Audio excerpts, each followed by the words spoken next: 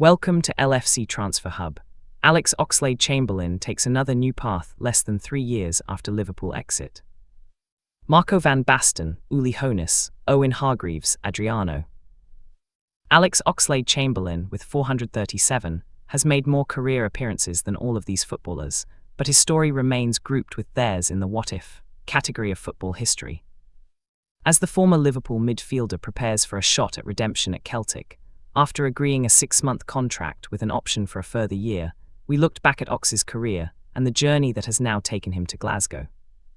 It really can't be overstated just how talented and precocious a sportsman Oxlade-Chamberlain was when he made his Southampton debut at the tender age of 16 and true all-rounder. Oxlade-Chamberlain was opening batsman and wicket-keeper in district cricket for South East Hampshire while at Southampton's academy. He turned down trials with Hampshire and London Irish to sign his first professional contract in 2010, having also played rugby as a scrum half until committing to football. In his first full season in League One at the age of 17, Oxlade-Chamberlain made 34 appearances, scoring 9 goals and assisting 9 as Saints were promoted back to the Championship.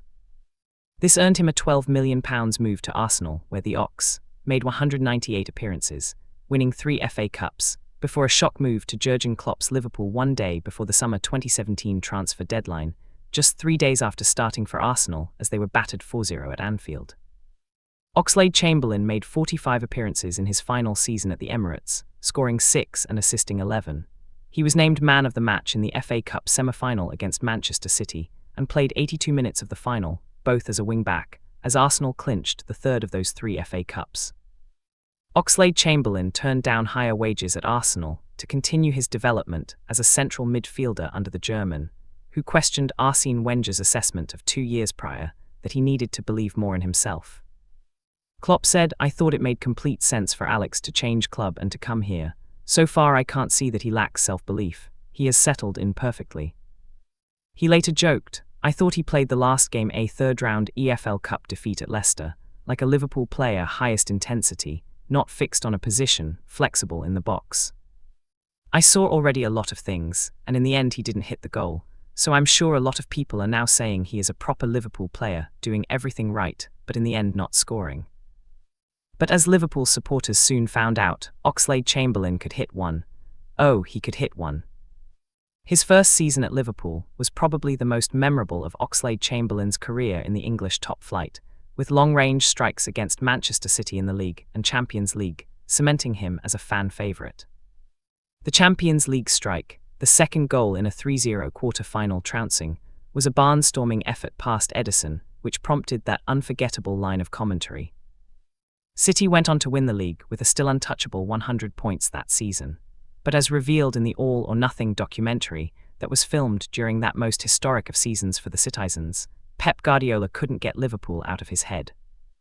Ultimately, it was the excellence of Pep's City and Klopp's Liverpool that pushed both sides onto greater heights, with no other side winning the Premier League in any of the last 8 seasons, City with 6 and Liverpool with 2, the second under Arne Slot.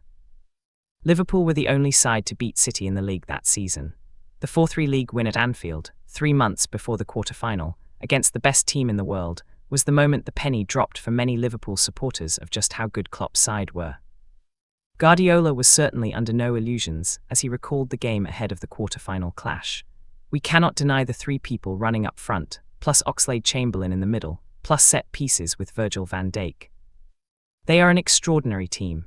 Pep's fears came true when the Reds schooled City with one of the most complete performances ever witnessed at Anfield. Liverpool were 3-0 up at half-time, with Oxlade-Chamberlain's brilliant goal on 21 minutes sandwiched by strikes from Mohamed Salah and Sadio Mane. The commentary line from Peter Drury, as Liverpool's number 21, picked up the ball and surged towards the penalty area was the stuff of legend. "Well, here's Oxlade-Chamberlain, he can hit one, oh he can hit one."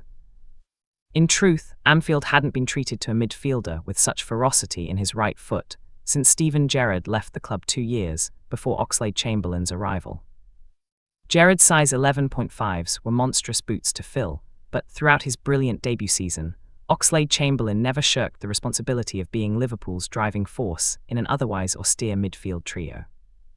Speaking after his third FA Cup win, 3 months before his Liverpool move, Gerrard was present as Oxlade-Chamberlain was asked by Rio Ferdinand about his new position as a wing-back, an interview that was later pointed to as justification for his Emirates departure. Oxlade-Chamberlain said, "I've loved every minute of just playing and starting games, so I'm not one to complain. But maybe the centre-mid role, Stevie. I've always wanted to be Steven Gerrard, so I've still got a hope of that." Less than a year later, it seemed he had got his wish, as Oxlade-Chamberlain's goals against City spurred him on to start more regularly in the second half of the season, including the first leg of the Champions League semi-final against Roma.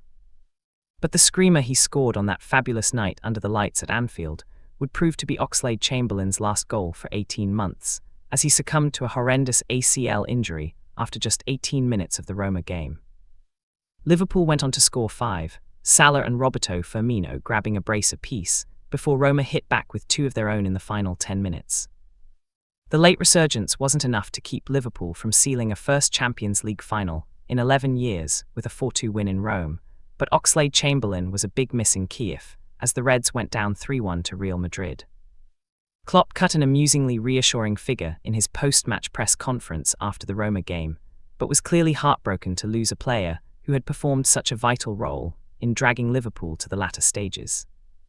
He said, "It's not fair, to be honest, but that's how life is sometimes, and how do we say it, if you get a lemon you make lemonade of it, and that's what we have to do.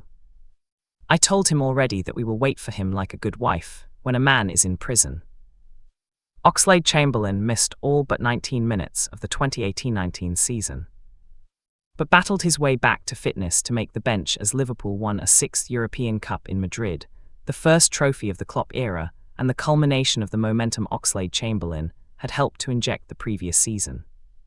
He bounced back with his best goal-scoring season since leaving Southampton in 2019-20, as Liverpool finally ended the wait for a 19th league title.